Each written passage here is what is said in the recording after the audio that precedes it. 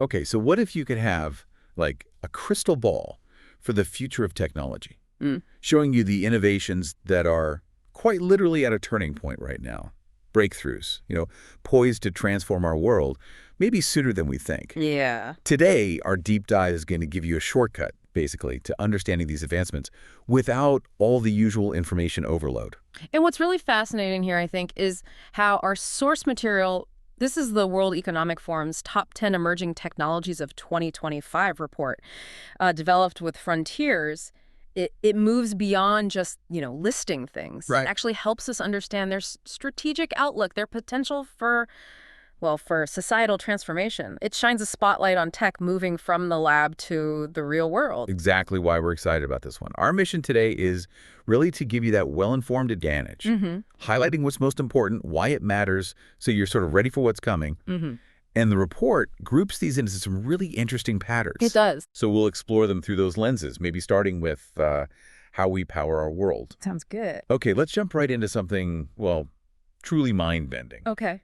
Imagine a world where the very structure of things around us also powers them, Yeah. like energy and materials becoming one, That's the essence of structural battery composites, SBCs for short. SBCs. Yeah, picture materials like carbon fiber. Hmm? It's not just forming, say, a car's body panel, it's also storing energy directly in that structure. Wow. So unlike traditional batteries, heavy, bulky add-ons, SBCs are rigid. They're integral components. You can even 3D print them, optimize them for surface area and structural strength. So wait, if the car body is the battery, that sounds like something out of sci-fi. Hey, yeah. Is this just a concept? Or are companies actually, I Well, think I read Airbus is looking into this for planes. It's very much an active development. Airbus is, they're experimenting with these. Okay. But the real breakthrough here isn't just like lighter vehicles, it's a fundamental reimagining of how energy is stored. Right. It's moving from an added component to this integral sort of massless part of the structure itself. Massless energy. The impact could be huge. Yeah. Economically, you cut manufacturing costs, you reduce weight. Which means better efficiency. Yeah, exactly. Like a 10% weight reduction in a vehicle, that could mean 6-8% better fuel efficiency. Wow. And for EVs, maybe a 70% increase in range. Environmentally, obviously, energy-efficient designs, maybe easier recycling, too. But there must be challenges. Oh, absolutely. Achieving high enough energy density, making sure they're stable, long-term, safety, cost-effectiveness at scale, those are big hurdles. Yeah. And of course, the carbon footprint of making materials like carbon fiber in the first place, that needs work, too. Okay, so from integrated power, let's switch gears. Yeah. Harnessing the power of water itself, something called salt power. Right, osmotic power systems, basically generating clean, renewable, and maybe most importantly, steady energy. By using that natural difference in salt content between two water sources, think fresh river water meeting salty ocean water. Ah, okay, so unlike solar or wind, which fluctuate. Exactly. This source is constant. Now, there are two main designs emerging. One's called pressure-retarded osmosis, or PRO, and the other is reverse electrodialysis, RED, which actually generates electricity directly from that salinity difference. That's quite a leap. Is this just theoretical stuff, or are there actual projects running? No, we're definitely seeing real-world progress. Switch Energy's Osmoron 1, they started installations last year. In France, right? Yep. And in Denmark, salt power is already generating electricity using geothermal salt solutions. Geothermal salt. Interesting. Even Japan's megaton water system is getting energy from the really salty waste that comes out of desalination plants. Huh. So finding energy in waste streams, too. And what's even cooler, maybe, is the potential beyond just energy. Oh. Techniques like RD, they can also purify water and recover valuable stuff like lithium, nitrogen, even CO2 from the water. Wow, okay. So multiple benefits. Potentially huge scale, too. These systems could generate something like 5,177 terawatt hours a year. That sounds like a lot. How much is that? Nearly a fifth of global electricity needs. A fifth. Seriously. Yeah, it could totally transform water management. Now, older systems had issues, membranes getting clogged, high costs. But recent advances in materials, new designs, they're rapidly improving performance and making it more viable. Okay, sticking with steady energy, Yeah. let's talk nuclear. You might think you know nuclear power, but this next-gen stuff, It seems poised to redefine things. It's definitely not your grandparents' reactor. Exactly. And the drivers for advanced nuclear technologies are clearer than ever. Like what? Well, rapidly increasing energy demand. For one, think electric cars, AI data centers. Right, they need tons of power. Tons. And couple that with the huge push for decarbonization. So we're seeing advancements in Generation 3 reactors. They build on proven designs but add better passive safety features. And then there's Generation the 4th. That's the real next-gen leap. They use different coolants, molten metals, gases. Instead of water. Right. They operate at higher temperatures, lower pressures. That simplifies the designs, makes them inherently safer, potentially more efficient, too. And crucially, we're seeing the rise of small modular reactors, SMRs. Yes. These are factory-built smaller units, like a third the capacity of the big traditional plants. Typically, yeah. That sounds like a total game changer for decentralized power. Could they really cut those huge costs and long construction times we associate with nuclear? They absolutely could. That's precisely why they're so attractive right now. Okay. Global investment is really picking up. South Korea gets a third of its power from nuclear already. The UAE is investing like $163 billion by 2050.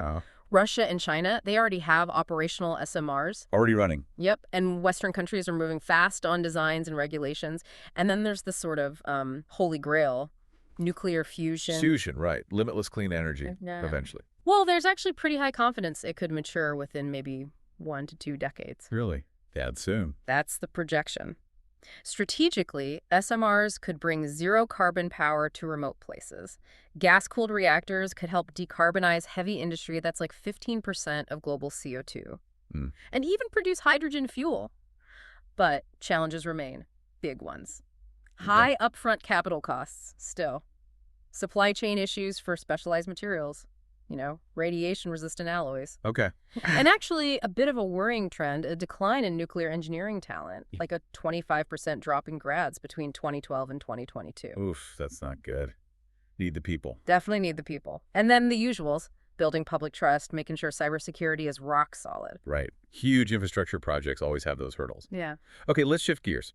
From powering the planet to something, well, much more personal, how biology is being engineered to maybe revolutionize our health. Makes you think, could our own bodies become the ultimate pharmacy? Well, that brings us to engineered living therapeutics. Okay. These are basically advanced probiotic systems. Think microbes, cells, maybe fungi, genetically engineered. Engineered how? To produce therapeutic stuff like drugs directly inside the patient's body. Inside the body. Yeah.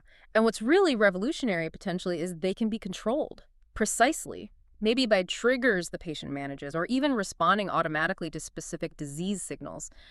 Targeted, safe activation.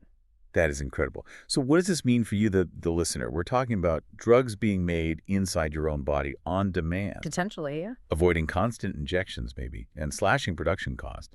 How big are those savings? They could be pretty significant. The traditional drug-making process, all the purification, processing, about 70% of the cost is in those downstream steps. Right. Making the drug right in the body cuts a lot of that out. And we're already seeing companies making real strides here. Examples? Chariot Bioscience. They're looking at microbial platforms that release the drug after just a single dose. Single dose. Aurealis Therapeutics is in phase 2 trials for diabetic foot ulcers using modified probiotic bacteria. NEC is even using weakened salmonella to get the immune system to fight cancer cells. Salmonella. Okay. Yeah. But safety must be paramount here. Absolutely. That's the primary hurdle. Preventing, unintended gene transfer, avoiding unwanted immune responses. Yeah. And of course, new regulatory frameworks are needed to really evaluate how safe and effective these are before they hit the market. Makes sense. Okay, next up. A familiar class of drugs, but with a really surprising new application. It's like finding a whole new use for, duct tape or something. Yeah, maybe. We're talking about GLP-1s for neurodegenerative disease. GLP-1s. Those are the diabetes and weight loss drugs everyone's talking about. Right? Ozempic, Wegovy. Exactly those. GLP-1 receptor agonists. But surprisingly, they're now being seriously explored for treating conditions like Alzheimer's and Parkinson's. Alzheimer's and Parkinson's? How? Well, early research suggests they have some remarkable neuroprotective properties. Neuroprotective, meaning they protect brain cells. Basically, yeah. What's fascinating is how they seem to work. They can cross the blood-brain barrier. Which is Notoriously hard to do. Very hard.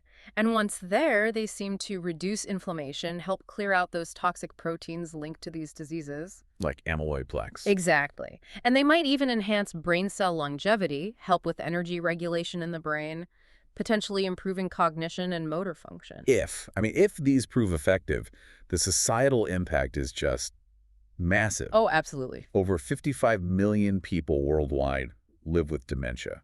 And the GLP-1 market itself is already huge, projected for, what, $55 billion by 2031? Yeah, $55.7 billion. So what could this do for the cost of care, both emotional and financial? It could be truly transformative. It could dramatically reduce those burdens, offer real hope where, frankly, there hasn't been much. But it's still early days. Definitely. We need rigorous clinical trials to confirm they actually work long-term for these conditions, and there are challenges. Getting regulatory approval, obviously, the current high cost of these drugs that could limit access. Yeah, they're expensive. And you need careful safety monitoring, especially potential weight loss in patients who might already be frail. That needs watching. Right. Very important considerations. Okay, so from health, let's zoom back out. How are fundamental industrial processes being completely reimagined for, a more sustainable, more efficient future? Imagine industry becoming as smart and maybe proactive as our own bodies seem to be getting. Well, this next segment starts with autonomous biochemical sensing. Okay, break it down. These are basically self-operating continuous analytical devices. Continuous. Yeah, designed to detect and measure specific biochemical things. Could be disease markers for personalized health or environmental pollutants in soil or water. And they do this on their own. Right. They use wireless communication. They often have self-sustaining power sources, so they can monitor continuously in real time, no human intervention needed. That's a huge shift. So we're not talking about a single-use COVID test anymore. No. This is continuous real-time data, like the wearable glucose monitor that talks to your phone. That's really just the beginning. Precisely. That's a great example. And big companies, Abbott, Roche, DuPont, they're investing heavily here. What are some emerging uses?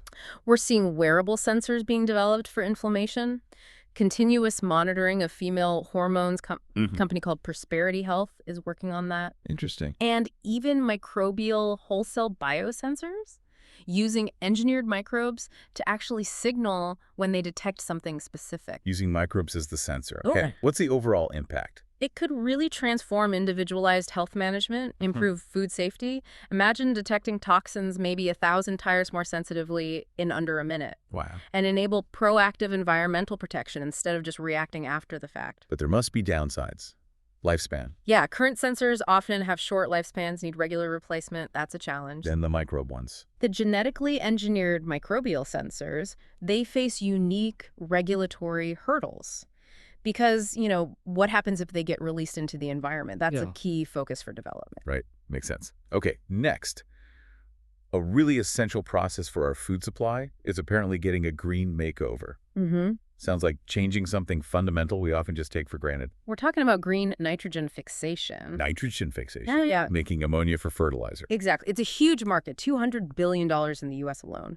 Produces the ammonia for fertilizer that supports half the world's food production. Half. But the traditional way of doing it, the Haber-Bosch process, it's very energy intensive, uses about 2% of global energy consumption. 2% just for fertilizer. Yeah.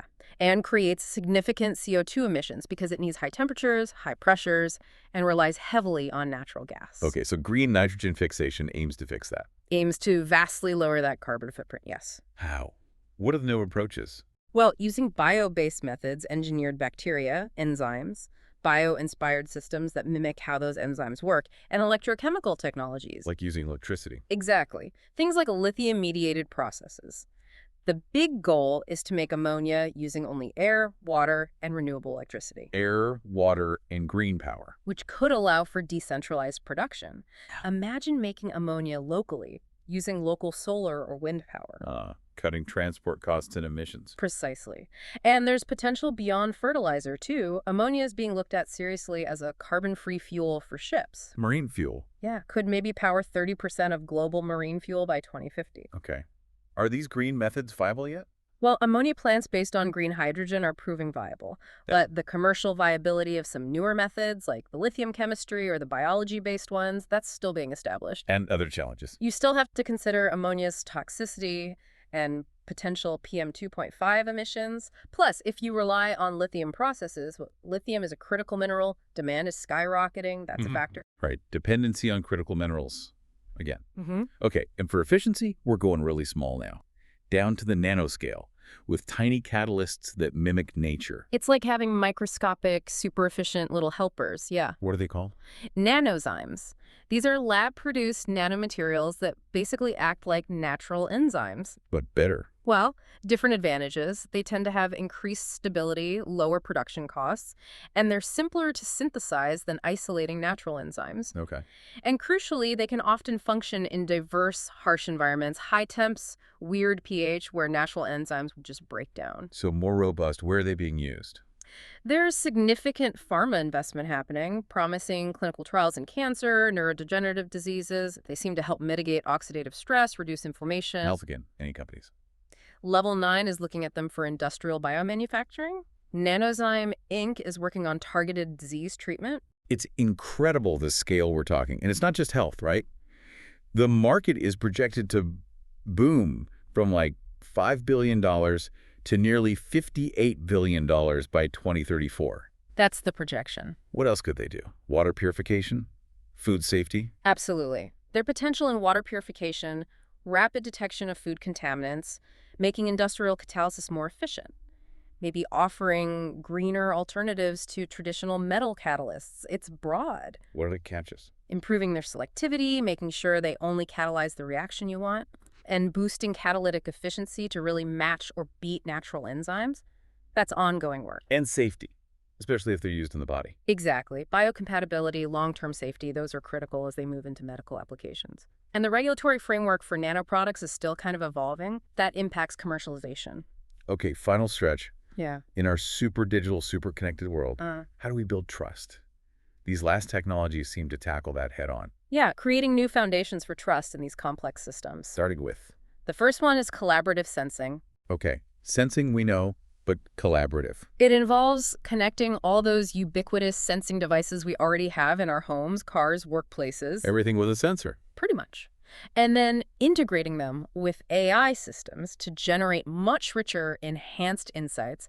It allows individual sensors to sort of pool their data, collectively improve their capabilities, get a more complete picture. That sounds incredibly powerful. Give me an example. Okay, so imagine an autonomous vehicle.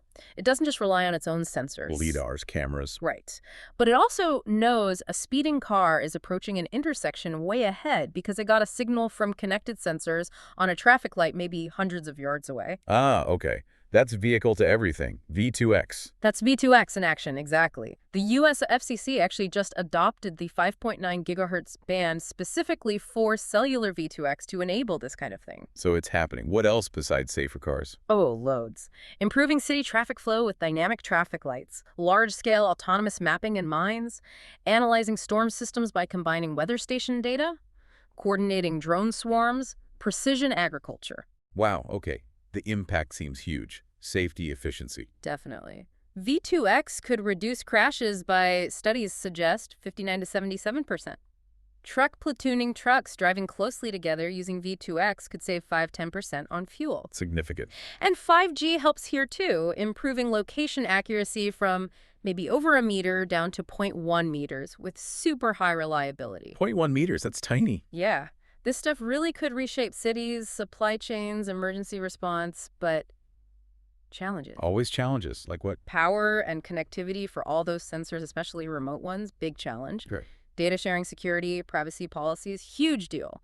We need common data standards so different systems can talk to each other. Interoperability. Right. And just expanding 5G infrastructure, it currently only reaches about 55% of the global population.